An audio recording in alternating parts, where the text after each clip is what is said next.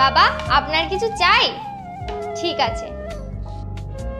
কোয়েন, হ্যাঁ শোনো তো একটু। আমি তো খাচ্ছি। আরে খাওয়ার পরে খাবে, শোনো না একটু। আসছি। হ্যাঁ বলো। কি করছিলে ওখানে? খাচ্ছিলাম। তোমার মাথায় কি কোনো বুদ্ধি শুদ্ধি নেই? বাবার সামনে বসে ওখানে খাচ্ছিলে? কিন্তু আমি তো মাথায় ঘোমটা দিয়ে রেখেছি। ওই বাবাই বলেছিল খেতে। বাবা কিছু বললে তুমি শুনবে আর মেনে নেবে? খুব খিদে পেয়েছে, আমি সকাল থেকে কিছু খাইনি। একটু পরে খেলে কি মরে যাবে নাকি? এখনই যাও, হাত ধো, পরে খাবে তুমি।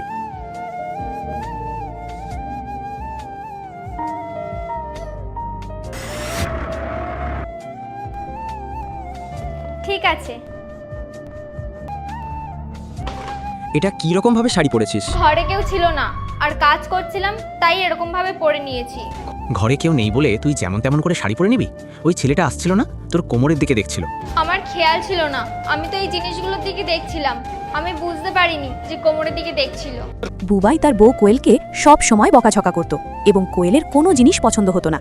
এরপর একদিন যা হলো তা দেখলে তোমরা সকলে অবাক হয়ে যাবে। আল্লাহর এই সুন্দর নামটি দেখে যে ভিডিওতে লাইক করে চ্যানেলটি সাবস্ক্রাইব করে দিবে। হে আল্লাহ, তুমি তাদেরকে হজ করো, তো বিজ্ঞান করো। আরে ভাই তুমি তো খুব রসিক, তুমি কিন্তু আমাদের বাড়ি মাঝে মাঝে আসতে থাকবে। আরে বৌদি, তুমিও না। আচ্ছা বৌদি, ওয়াশরুমটা কোন দিকে? ওই দিকে। বুবাই সবসময় কোয়েলকে সন্দেহ করতে থাকে। বুবাইয়ের এই অত্যাচার সহ্য করতে না পেরে কেননা আমার কোয়েল মধ্যে তাকে অনেক ডিভোর্স কমই দেয়। আছে।